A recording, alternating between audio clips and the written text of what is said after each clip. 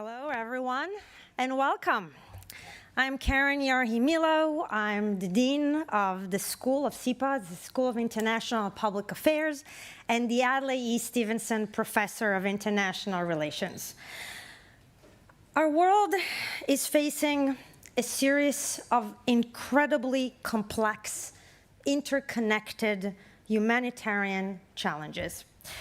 And today's spotlight interview with David Miliband could not be timelier or more important. Globally, more and more people are being displaced and forced to become refugees due to massively disruptive geopolitical conflicts, from Ukraine to Afghanistan to Gaza to the Congo. In other parts of the world, climate change is the primary source of displacement, with extreme weather, drought, and famine threatening the lives and livelihood of millions of people. With a global surge in authoritarianism and a backsliding of democracies across the globe, we need greater international cooperation, better practical solutions to tackle a wide array of humanitarian challenges. The need for fresh thinking and innovative policy solution has never been more paramount, and this is the core to the mission of SIPA today. This is also why we launched, about a month ago, SIPA's Institute of Global Politics, IGP, to bridge the gap between theory and practice and to advance innovative and actionable responses to the toughest challenges we face around the globe. And today, I am really honored, thrilled to introduce David Miliband. David is the president and CEO of the International Rescue Committee and is one of the Institute's inaugural Carnegie Distinguished Fellows here at IGP. And we're really honored to have him among this cohort. And he has, I believe, a story to share about how this whole thing came about and why he's here and how he's here. From 2007 to 2010, Miliband was the UK's 74th Secretary of State for Foreign Affairs, where he made the advancement of human rights among his top priorities. In 2006, as Secretary of State for the Environment, he pioneered the world's first legally binding emissions reduction requirements.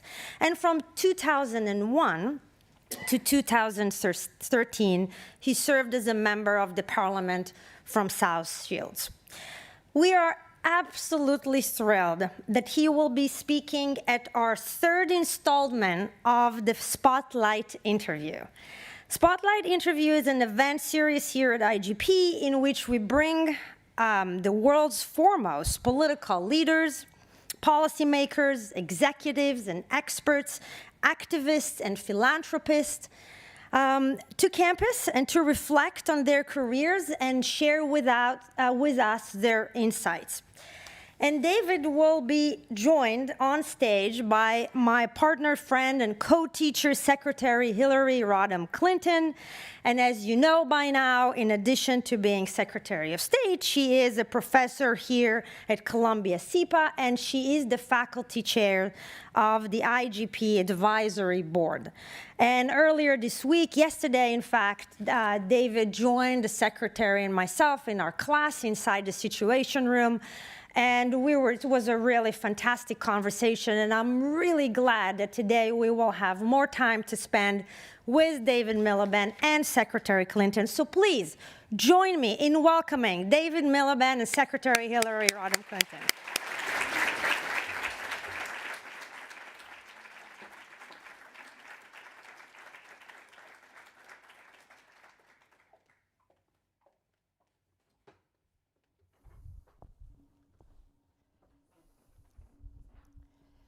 Well, thank you very much, Karen, and it's a real treat, a personal delight for me to be here with David, who I served with when he was Foreign Secretary and I was Secretary of State. Today we're talking about the role that he's had now for 10 years as the head of the International Rescue Committee. And we're going to get into a lot of issues, but before we start, I wanted David to give you just an overview of the IRC, so you have a sense of its scope, its mission, its reach, because as Karen said in the introduction, there's quite a lot of work for the IRC to be doing these days. Thanks very much, Hillary. Great to be here. Looking forward very much to the discussion. We've had 24 hours with students and with faculty, and it's been really a refreshing time to engage with some very difficult questions. So thanks, and always nice to have a softball first question. They won't all be like that, don't worry. But I think it is important because the International Rescue Committee is unique in a number of ways. One is, it was founded by Albert Einstein in the 1930s and a group of friends. It was founded in frustration at the failure of politics, and specifically the politics of the 1930s, when he pleaded with Eleanor Roosevelt to persuade her husband to allow Jews and other persecuted groups from Nazi-occupied Europe to be allowed to come to the United States. And out of frustration with the failures of politics, he helped set up the International Rescue Committee to take, if you like, to take things into its own hands. And so our first employee was based in Marseille in Nazi-occupied France. He organized the issue of 2,000 fake passports to help people escape from Nazi-occupied Europe. Marc Chagall came to America thanks to the IRC. Albert Hirschman, the extraordinary economist, came here. And over the subsequent 90 years, we've become an unusual humanitarian organization because we're focused on the victims of conflict and disaster. We're not a generalized anti-poverty agency. We're a specialist agency focusing on those places where war, conflict, and disaster uproot people's lives and persecution uproot people's lives. And we're a growth industry for all of the wrong reasons. More than 50 civil wars going on around the world at the moment. More than 110 million people displaced, forced into displacement, either as internally displaced or as refugees. And so we're now an organization, we've gone from being a $450 million organization 10 years ago, we're now a $1.6 billion organization a year. We've got 24,000 colleagues in 300 field sites around the world, and we're a large refugee resettlement agency here in America supporting refugees and asylum seekers. So we have 30 offices across the US. And I think out of that history and out of that role, I take a particular sense of responsibility as the only agency that works, what we say, across the arc of crisis, from the war zone, the internally displaced, the refugees, and then refugee resettlement work in America and in Germany, actually. We have a responsibility not just to be operationally impactful, not just to seek scale in our operations with our partners, but also to be thought leaders in this space. And one example of that, and then we'll get on to the other questions, we are 3% of the global humanitarian sector, but we are 30% of all the impact and evidence evaluations that go on in the humanitarian sector about what actually works. If you want to tackle gender-based violence, if you want to help kids recover from trauma, if you want to get aid across borders in a way that's safe and not diverted and does reach the people who are meant to have it, you can find those impact evaluations in our work. And I think that is more necessary than ever because we're stretched beyond breaking point, frankly, in a lot of the places that we need to work. I think it's very significant, David, that you talk about impact. And as you said in our class yesterday, impact and scale. You know, you can have impact, but can you get that impact to affect more people? And we're going to have a broader conversation about all of this, but I want to start with a question about the humanitarian crisis in Israel and Gaza. That's obviously very much on your mind, as it is on all the rest of ours. And exactly what is the IRC programmatically doing in the region? And you gave an important interview yesterday outlining some of the work that you thought needed to be done and calling for a long enough, pause of the violence to be able to actually do that work.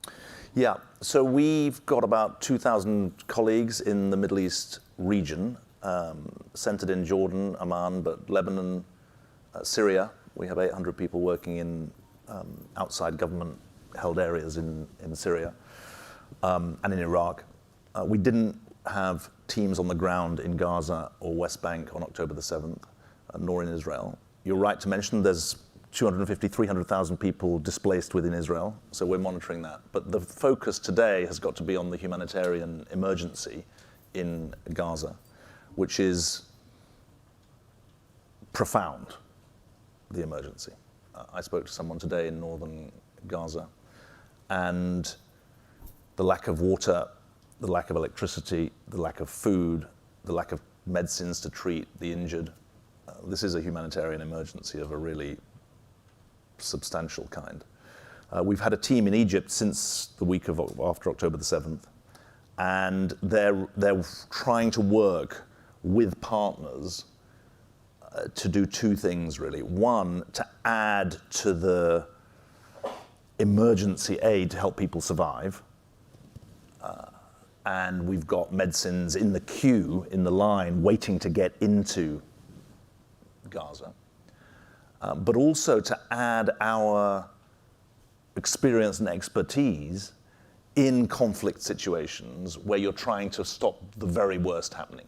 And so the current focus of that, if you go to the IC website, you'll see something we put out last night about the danger threat of non-communicable disease outbreaks. And WHO have come out actually today with that. But this was information that we got from our partners and from our teams on the ground, which I think is an important lesson for NGOs about when they speak and how they speak. You know this from being in politics. There's loads of people who'll come and tell you such and such is a problem. But unless they're telling you something new, you know what the problem is. What you want to know is what's the solution? And so we spoke yesterday about the need for action to prevent a really desperately dangerous outbreak of non-communicable disease, communicable disease, around. We're worried about cholera, we're worried about typhoid, we're worried about measles, we're worried about really very, very dangerous disease. And so we're trying to bring our technical expertise, even if we haven't got people in there, we can still remotely, as long as the communications is sustained. Just in terms of the second part of your question, on the basis of what our teams and our partners are saying to us, we've said that there's a desperate need for a humanitarian ceasefire.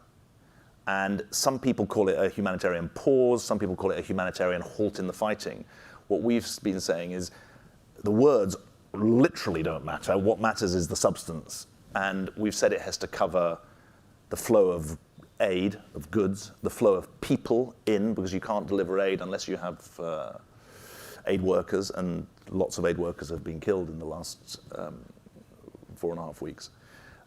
It's got to allow for the civilians to go to places to receive aid safely.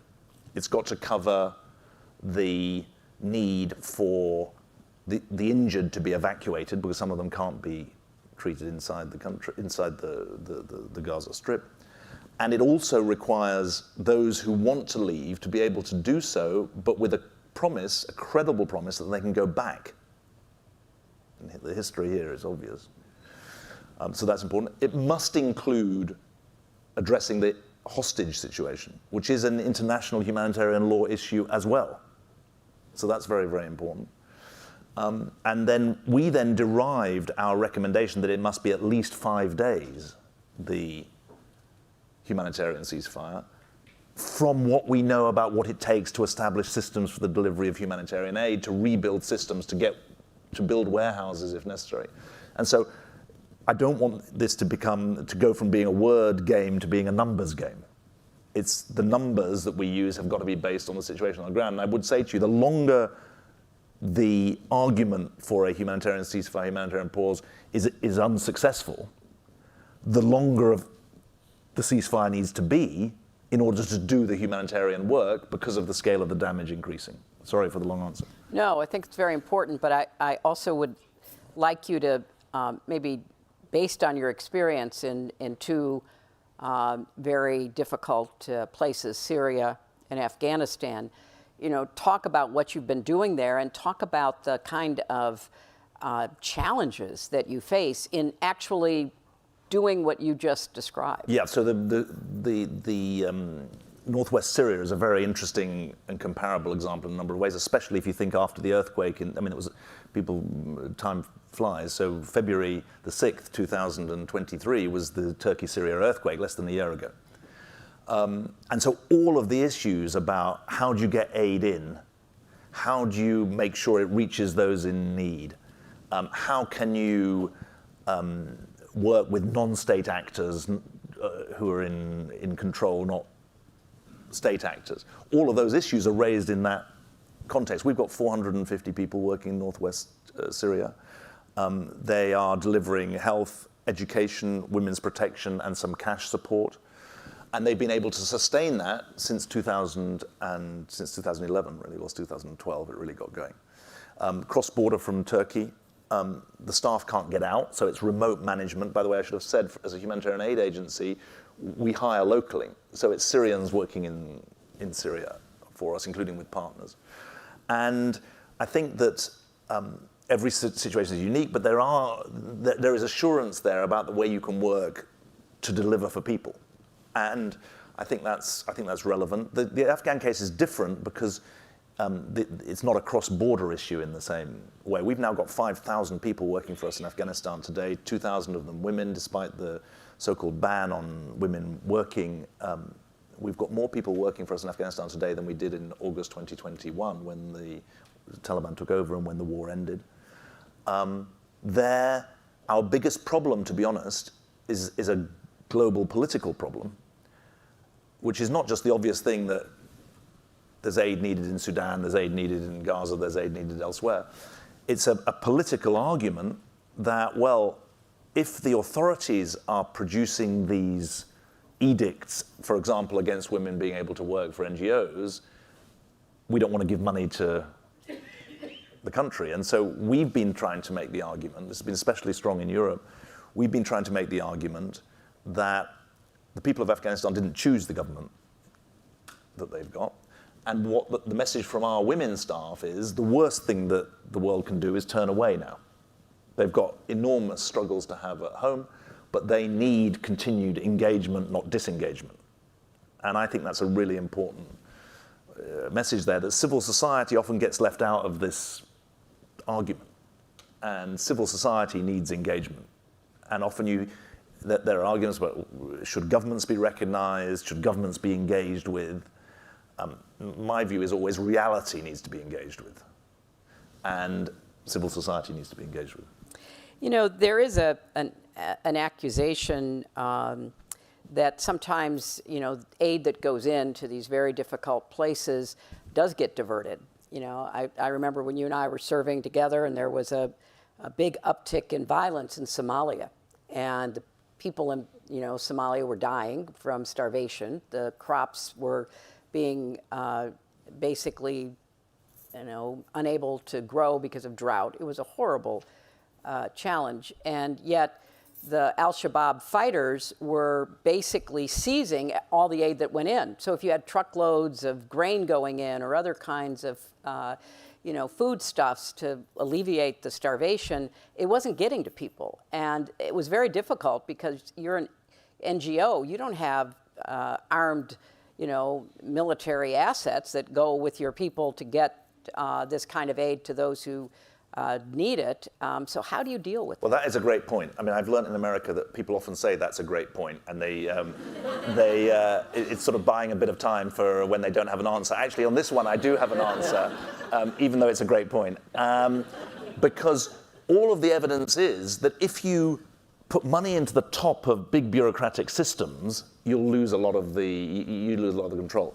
The experience, for example, in Afghanistan, if you work at community level, the people who are going to fight the hardest for the aid to reach the people in need are the people in need. And so our experience, for example, with the National Solidarity Program in Afghanistan was that because it was community-based, of course there are risks of aid diversion, but you can have systems to make sure that it follows through. If it's medical aid, we track medical aid to make sure it reaches the primary care center. We have third-party monitors to ask the clients, did you get the aid? But there's something else you said that I think is so interesting. I've really learned, if you stop learning in a job, you should stop doing the job, and I'm still learning. Our greatest defense as a humanitarian agency is not weapons. Our greatest defense is the confidence and the support of the people who we're serving. And the discipline on any governing authority, whether they're democratic or autocratic or armed group or whatever, is they can't afford to lose the confidence of the people who they're serving. And so our service to the people of Northwest Syria, to the people of Afghanistan, is the greatest insurance, as well as being the greatest intelligence gathering basis for our own safety and security, is also the greatest insurance policy, because those clients of ours, we helped 33 million people last year, they don't want to lose the services that we're giving. And so that's the way in which we try and live out these humanitarian principles that everyone here must be learning about: neutrality, impartiality, independence, and humanity. Those are not theoretical words. They're the way we go about negotiating with local governing authorities in places where the value system isn't the same as the one that might be in this room. You know, there is an obvious acceleration of crises globally, and you're working every day with people whose lives are being shattered by conflict and disaster. You're helping them survive, you're helping them recover, you're helping them gain some hope for the future. What trends are you seeing, and what is missing from our overall international response to these kinds of crises? Oh man, I mean, this could take the next few hours. I mean, the extraordinary thing about the modern world, I think, is that the risks are going global, but the resilience is increasingly local. And the people who we are serving are falling into the gap between those global risks and the local resilience. Because if you're in Somalia, you get $1 per year per person spent on climate adaptation. And Somalia, to state the obvious, has done very little to create the climate crisis, and it's very vulnerable to climate disaster, but it's not getting any help. So we can see that global risk. The same with COVID. COVID was a global risk. The richer parts of the world managed to catch up with it, but in the poorest parts of the world, we're behind. So what trends do we see? One, really interesting, if you live in a stable state, chances are you're not going to end up extreme poor. The percentage of the population in stable states who are extremely poor has been on a secular downward trend for the last 25 years. If you're born in a fragile or conflict state, that's now 50% of the global extreme poor. It's going to be 66% by 2030. So trend number one, conflict and fragility, is the biggest driver of extreme poverty today. And I'll get this wrong. It's either 10 or 20 times more likely if you're born in a stable state versus a fragile and conflict state. Trend number two, obvious, climate crisis is a driver of humanitarian crisis, and it's a driver indirectly because climate stress increases the risk of conflict. Directly, because climate average rise in the world's global temperature of 1.5 degrees or 1.3 degrees so far is associated with more extreme weather events. So Pakistan floods, very good example. Trend number two. Trend number three, COVID, the Ukraine war has caused economic misery in rich countries, but it's pushed people off the precipice in poorer countries. So more, I can't remember the figure, 60 countries in debt distress at the moment, spending more on spending more on debt payments than on education and health. Big trend. Trend four, rise in non-state actors, ungoverned space. Big part of the situation where we can't get in sometimes. Big trend. So we document this every year in something we call the emergency watch list. We're going to launch this year's emergency watch list at Columbia in a month's time. It looks forward to 2024 and looks forward. I mean, it's going to project the world's 20 biggest humanitarian crisis countries for 2024.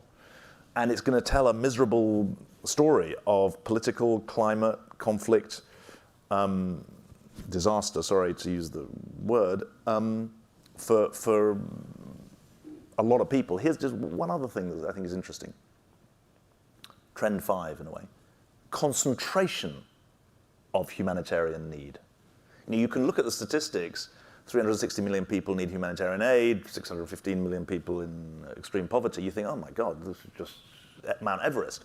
If you think the 20 countries on our emergency watch list are going to account for 80 to 90% of the problem, you suddenly begin to think, okay, this is more manageable. 5 refugee exporting states account for 80% of the world's refugees. 5 states hosting refugees account for 60% of the refugees being hosted. So if you break it down to a more granular cause and effect, you can begin to get your arms around it, I think.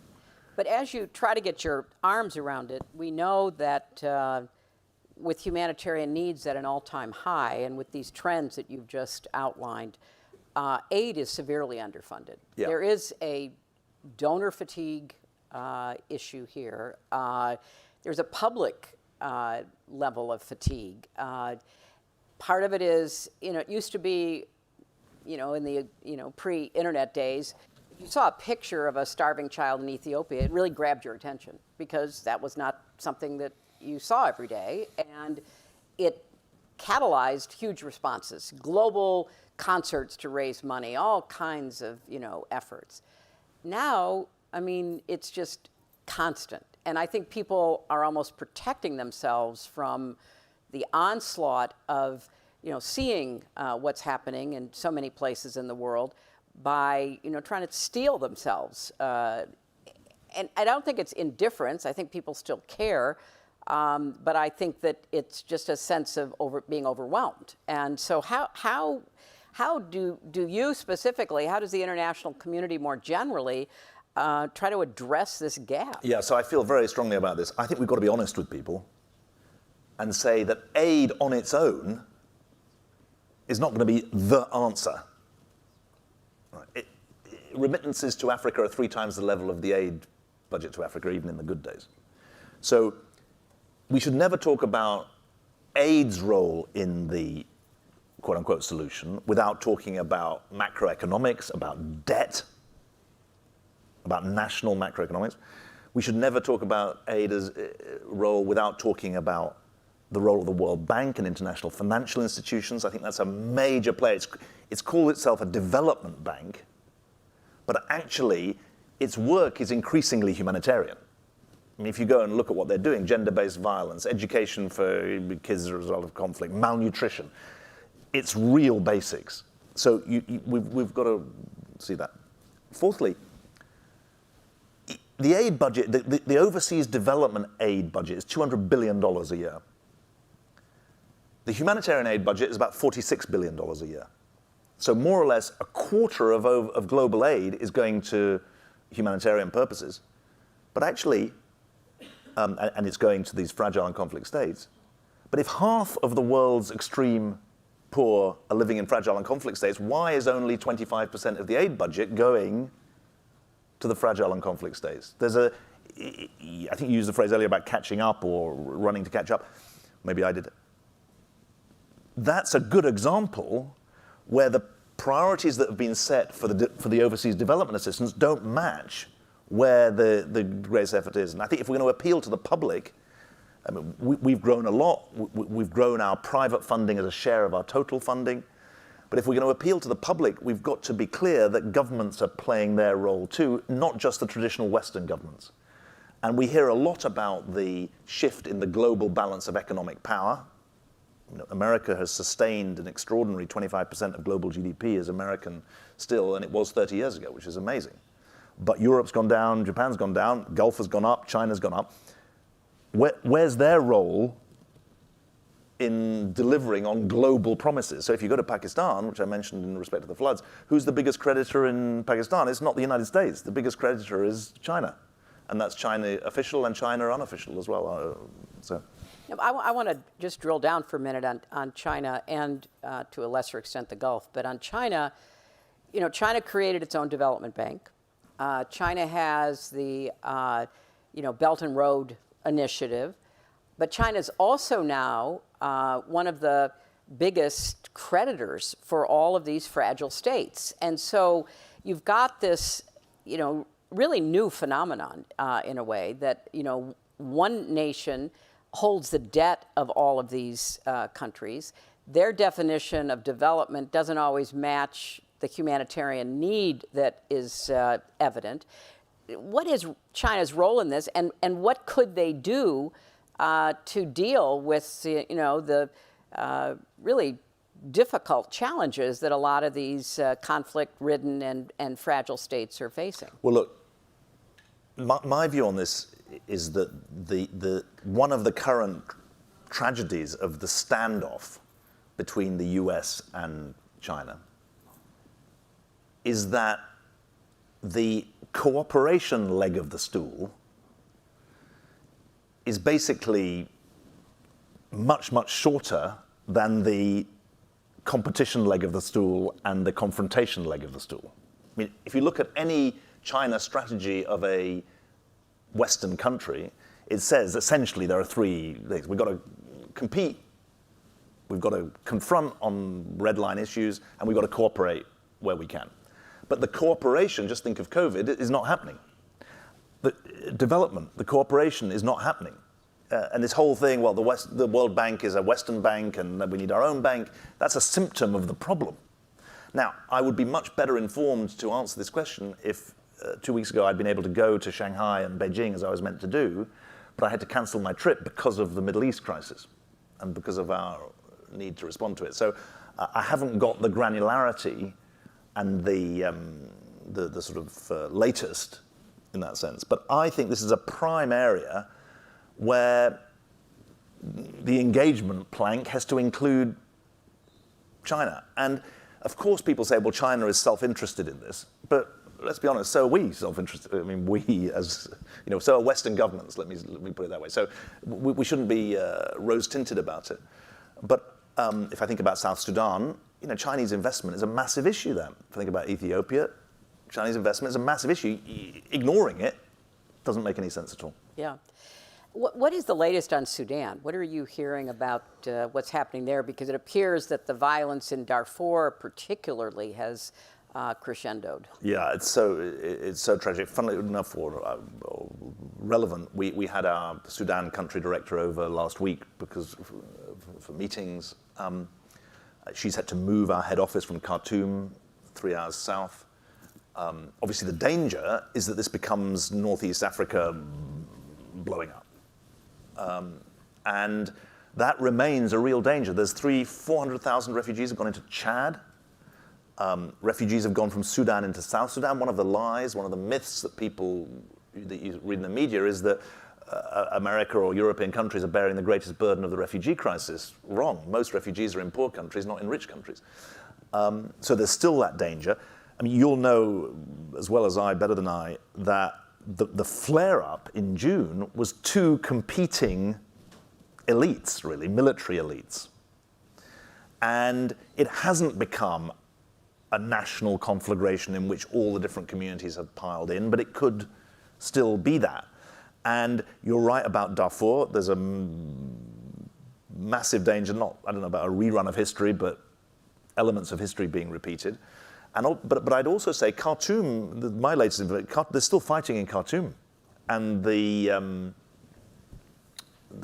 danger or the possibility that the government gets driven out of Khartoum is real. Here's an interesting thing that we'll highlight in our watch list. We hear a lot about external forces intervening in conflicts, and the evidence that we'll show is that many more of the so-called civil conflicts are actually being exacerbated by external intervention. But this isn't the Cold War.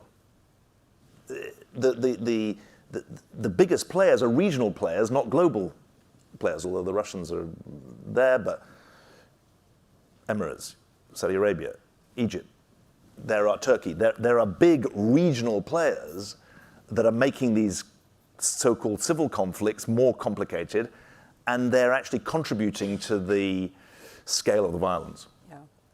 Well, I think this is going to be increasingly one of the issues that we have to address, and that is the role of some global players like Russia with their, Wagner Army type proxies, but also, as you say, with regional. Let me just switch now to the incredible burden placed on women and girls in conflict, because women and girls experience the greatest effects of conflict, the greatest effects of climate change, the greatest effects of dislocation. According to a new report from the UN Secretary General, more than 600 million women and girls lived in conflict-affected countries in 2022, which is a 50% increase from 2017.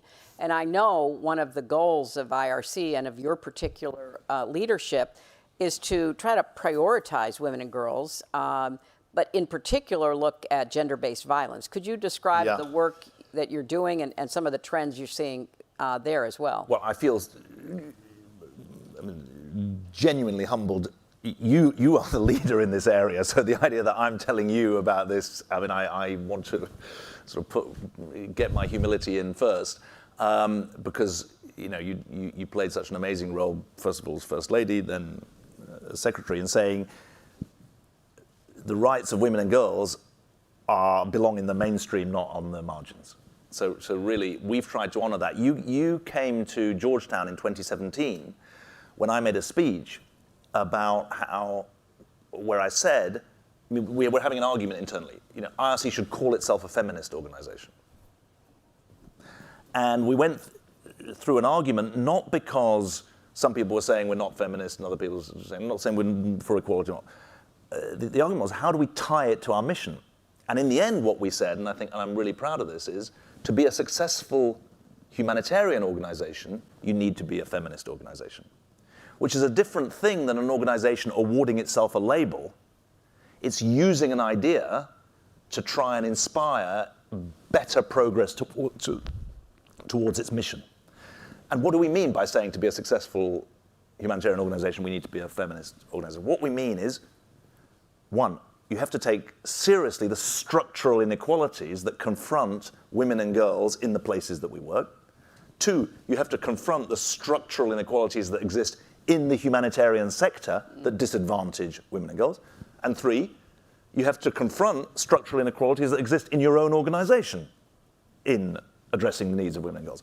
Once you've said that, it's actually liberating to do it, because you can then go and say, well, how do we do it? What are the structural inequalities in the communities that we serve, in the sector that we work in our own organization, and what are we going to do about those three things?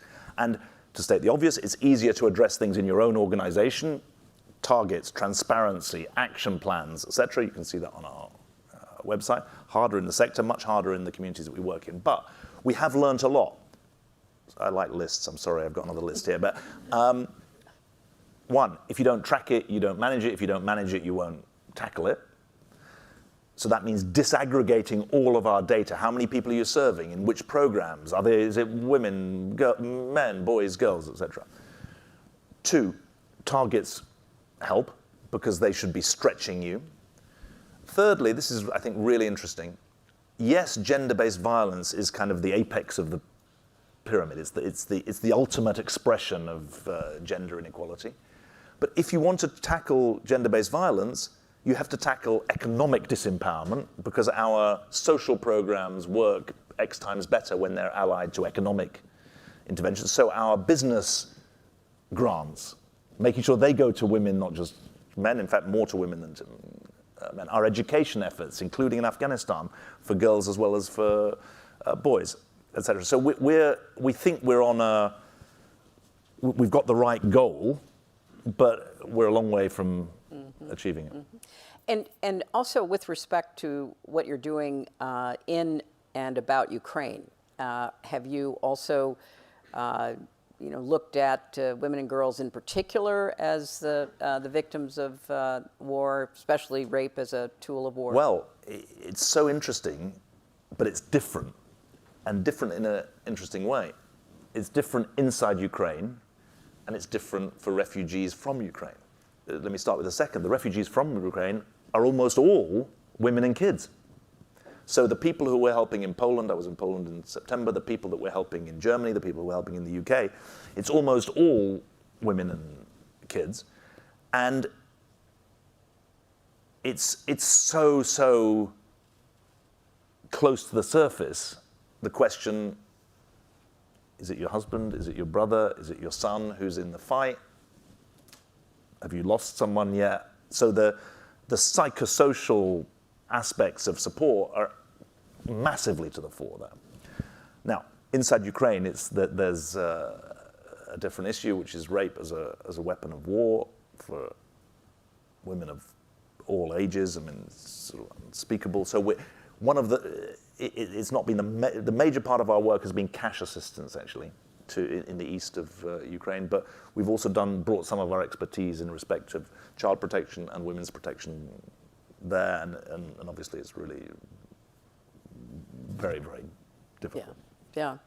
Well, I want to turn to some of the questions that have been submitted from the audience, and I think this is one that we touched on, but I would like you to talk maybe more about what you see as workable solutions. So climate change has increasingly become a major driver of displacement around the world, whether it's the droughts in Somalia, the flooding in Pakistan, the spiking temperatures in the Sahel. However, climate migrants often fall through the cracks of international and national laws. How can international organizations like your own, working in partnership with governments, bodies like the UN, reach greater consensus to proactively help climate refugees? And what are some innovative solutions on the front lines in dealing with this? So is the person who asked that in here? They may be online. Because I'm going to answer it, but I may not say what you want me to say, so it would be interesting if you were in the room. I don't talk about climate refugees for a couple of reasons. One, most of the people who are moving as a result of climate change are staying within their own countries. So they're climate internally displaced rather than cross-border. Secondly, I'm worried that any attempt to rewrite the 1951 Convention, which defines a refugee as someone who has a well-founded fear of persecution, and that's been interpreted in case law, I'm worried that any attempt to expand the definition will end up diluting the rights rather than expanding the rights. So it's a sort of pragmatic thing. So I don't talk about climate refugees, but don't get me wrong, there's no doubt that the climate crisis is exacerbating conflict and exacerbating the movement of people. When it comes to then helping them, I think that our modus operandi, which is help people according to their needs, not according to their status, is the right way to do this. So if you present yourself to the IRC, we don't say to you, well, are you a refugee or an IDP? Or we say, well, what are your needs and can we help you? And there, I think, well, we've got a good operating principle, which means that we can help people who are displaced as a result of climate. Thirdly, though, what do we do? Well, let's not walk blindly as if we don't know there are going to be more climate emergencies. We've just done a randomized control trial in northern Nigeria about cash assistance, which I just mentioned in respect of Ukraine. We know there's going to be a flood in northern Nigeria because we can do the predictive analytics on the weather patterns. And amazingly enough, if you give people in advance, if you give cash in advance of a climate displacement, they use the money well to protect their assets rather than give the money afterwards when the goats have been washed away by the flood. So we've got to change the way we work as a sector so that we are not pretending to be surprised when there are more extreme weather events. What proportion of cash assistance given by government donors currently is given in advance? I mean, basically zero. Germany is the first country to say we're determined to give 5% of I think it's either of our cash distribution or of our total budget in advance. We need, it's called anticipatory cash. That's what we should be doing. So I think there's all sorts of ways. I mean, the second example I would give is about climate adaptation, which you mentioned. We've said, when I was Secretary of State for the Environment, climate adaptation was the poor cousin of mitigation because it was seen as giving up on fighting climate change. Now, the climate crisis is here, so we say 50% of climate finance should go to adaptation as well as mitigation, of government finance, so private will go to mitigation. 50% should go to adaptation. You could have a different rule and say 30% adaptation, 30% adaptation and mitigation, both of them, 30% mitigation. You can play with, but you should have a decision rule about the amount of money. You should say of the adaptation, 30% should go to fragile and conflict states, otherwise they get forgotten again. That's the Somalia problem. And then 30% of the money should go through civil society, not just through government. because in many of the places that we work, if you just work through the central government, you'll not get the money, and that's a massive challenge for the World Bank. But one of the things I'm very excited about the Ajay Banga leadership of the World Bank is that he's going to be willing to follow the evidence, not follow the dogma. And that's really important if we're going to make our climate adaptation solutions actually reach people in need. I like that. Follow the evidence, not the dogma.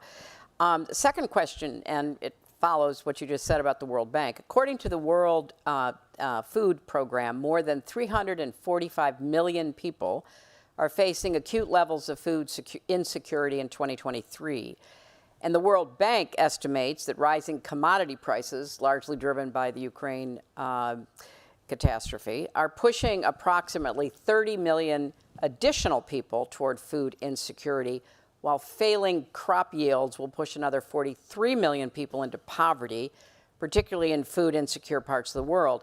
How can the international community put a lid on escalating prices and help fix the broken global food system? That is a great question. We've got a professor who I sat next to at dinner last night who's a professor of food security studies, so he will have a... Is this your question, Glenn? I hope he's not going to give me a grade. I don't think I'm going to get a B+ on for this answer, even in the days of grade inflation. Look, I think that, first of all, what do we mean by food insecurity? So that 345 million figure is people at the international phase classification 3 or above. So we're talking people who don't know where the next meal is coming from. 5 is famine. So 3 is, you're in a really bad place. Secondly, the problem, to state the obvious, is not lack of food, it's lack of ability to buy food. And, I mean, that's Amartya Sen's insight from 50 years ago. Or not just insight, but evidence from 50 years ago. We're seeing 9 countries at risk of famine where we're focusing. That's UN data. It's Somalia, but it's also parts of Kenya. It's Mali, it's the conflict states Afghanistan actually, which is it's a post-conflict state, but it's got no money, or people have got no money. The question is, how do you put a lid on food prices? I don't know how you do that. I mean, you got to boost supply, but that means addressing the war in Ukraine and getting the grain stocks moving, because the global food price does actually filter through to the people that we're trying to serve. I do think we can tackle the consequences of malnutrition much more effectively. I'm going to just tell you one story which is in danger of taking the next 7 minutes and 22 seconds, so I'll avoid that. 80% of acutely malnourished under 5-year-olds get no help from the global humanitarian system at the moment. Wait. 80%. Really? 80%. I thought we had made a big total move toward that. Scandal. The main reason, according to us, why the symptom doesn't get addressed is that there are 2 systems for treating acute malnutrition. One for severe acute malnutrition, which is done through UNICEF and essentially health centers, and one through the World Food Program for moderate acute malnutrition, which is done through feeding places. If you're in South Sudan, you don't want to take one of your 6 kids to a health center for 6 to 9 weeks running for malnutrition treatment. We've developed something we call the Combined Simplified Protocol for the Treatment of Acute Malnutrition, which A, says there's one system, not 2. B, says there's one delivery method, which is through community health workers, not through doctors. And 3, says there's one product, which is essentially Plumpy Nut, which is probably a copyright name, so I shouldn't use that, ready-to-use therapeutic food. If you have an upper arm circumference of less than 115 millimeters as an under 5, you get 2 doses of ready-to-use therapeutic food. If you're less than 125 millimeters, which is moderate, you get 1 dose daily. We've just done a study in Mali showing a 92% success rate in this thing. We've got to shift the system to treat the problem. And then people say, but we should be doing more on prevention. If you treat a 4-year-old with moderate or severe acute malnutrition and you treat them well, that is preventing trouble in later life. Now, there's all sorts of other stuff. Women who are having kids without birth spacing.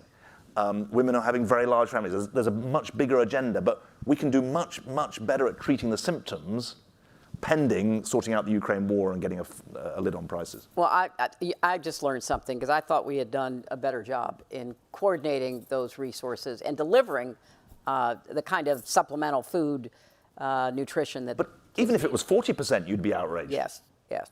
I mean, that's the thing. Now, one of the biggest issues that we are concerned about and trying to focus on at IGP and SEPA is AI, the potential benefits, the potential harms to democracy, to just about everything else we can imagine. But I want to ask you, do you see a role for new technologies driven by AI in humanitarian relief, in trying to help people get out of poverty? Do you see that the technology as it exists today and what we think we know about it for the future as a potential good or harm in this sector? Well, so the easy answer and the obvious answer and the popular answer is yes. Right? But I'm going to do you the justice of thinking that this is an intelligent audience and say the answer is no and yes. And I just want to explain, because it's a bit more interesting to say no and yes, because at least has you thinking rather than a 58-year-old talking about AI and doesn't really know what he's talking about. So I'm going to say no and then yes. And I want to say no for a real reason. There is a real danger that people shop around high-tech solutions to what are actually low-tech problems. And they want to go to South Sudan where there isn't proper connectivity and there's all sorts of other problems, and they're trying to shop around a high-tech solution to what are, in fact, not high-tech problems. And so the no part of my answer is the first response should not be what's the technological answer. The first part of is what's the problem you're trying to solve.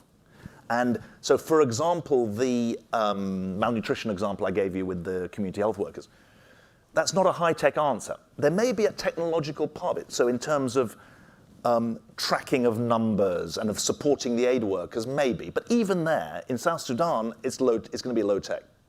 We actually, when we do cash assistance, we often use thumbprint for checking who people are, not high-tech. So the no part is let's be careful and let's use the potential in an appropriate way. Now, the yes part is the sky's the limit here.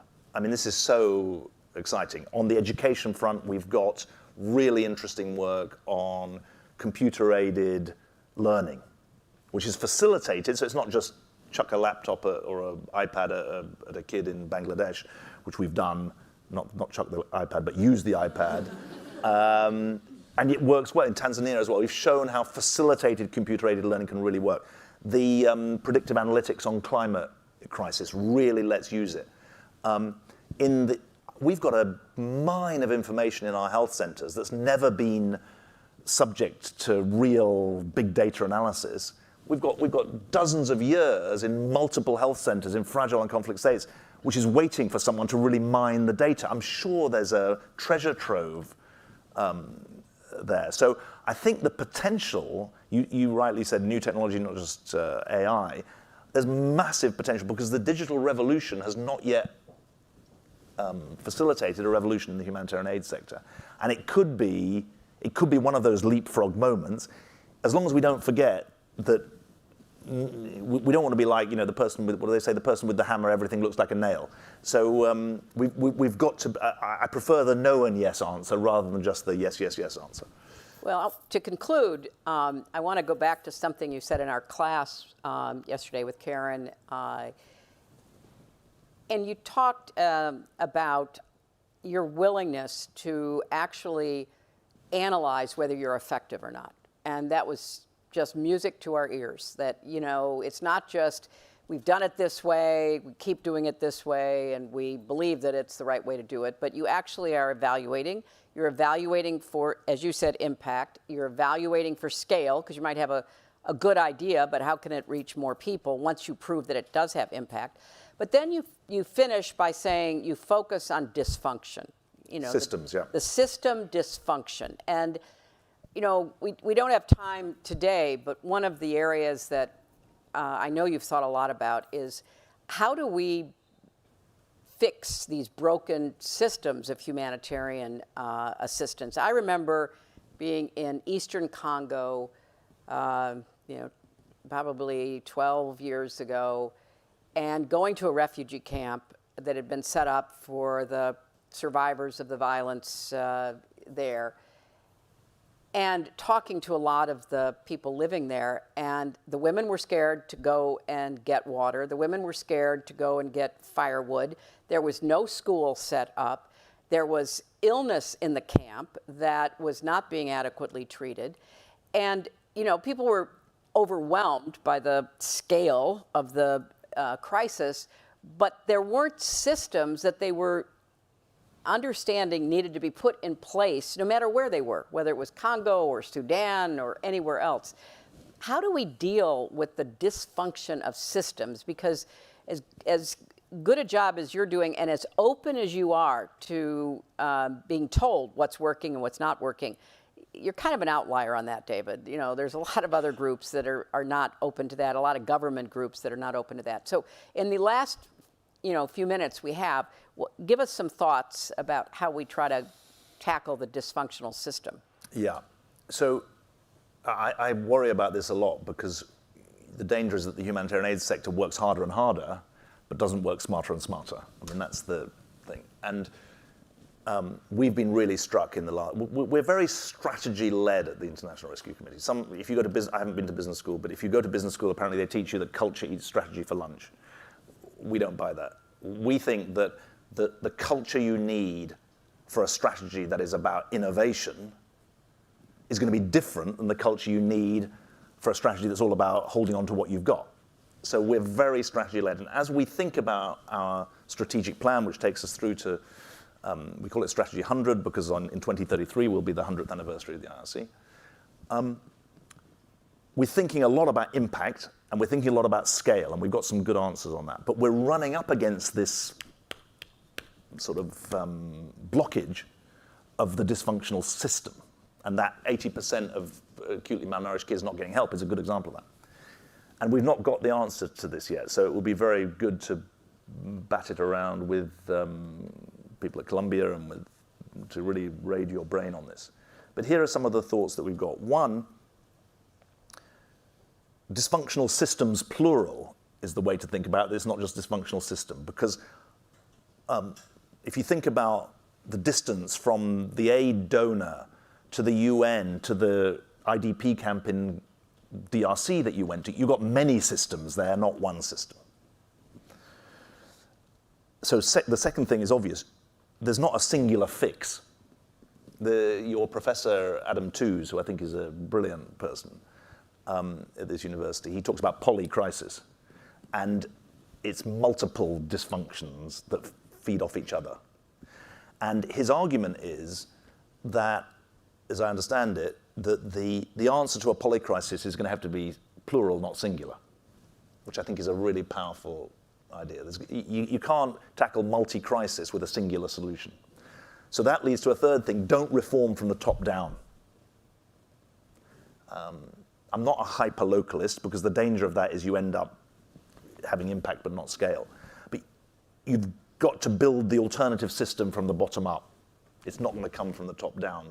The trick will be, or the challenge will be, to turn those examples of what works into something that can then be insurgent on the global system. So let me give you an example, and then we'll finish up.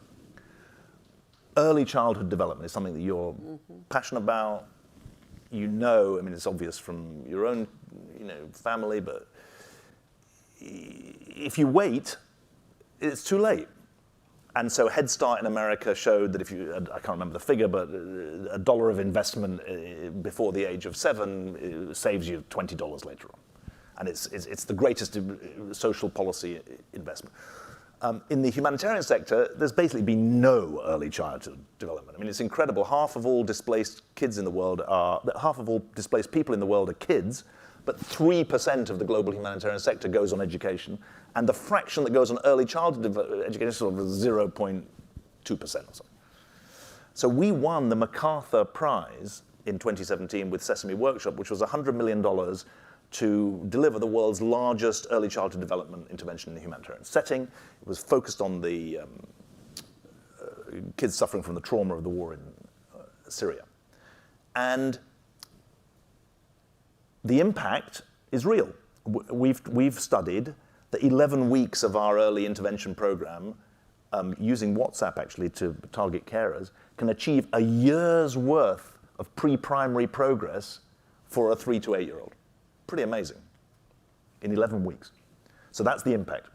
The scale, we've now got governments in Jordan, Lebanon, and Iraq to put it into their, I think I said this yesterday in the class, into the curriculum. So we've got Middle East beginning to move on early childhood development.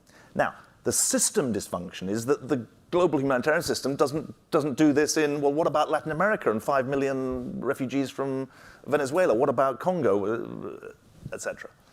And this is where we've got to turn this prototype, this example, into something that becomes the focus of a solutions drive across the humanitarian sector.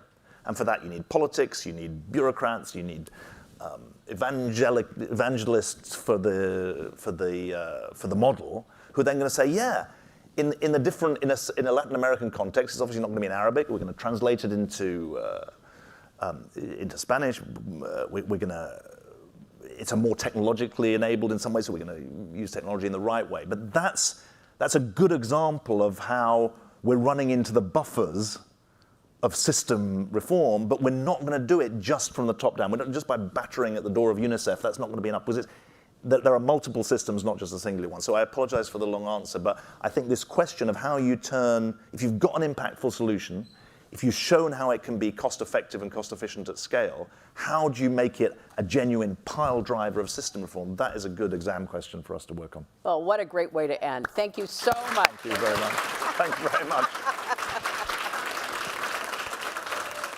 Fascinating conversation. Thank you so much, Hillary. Thank you, David, for being with us. A lot to think about. And we're delighted that David will be back here at IGP on December 18th for the IRC Watch List, an event that we will host here at SIPA. Thank you so much for joining us. And please join me again in thanking the speaker, David Miliband. Thank you. Thank you.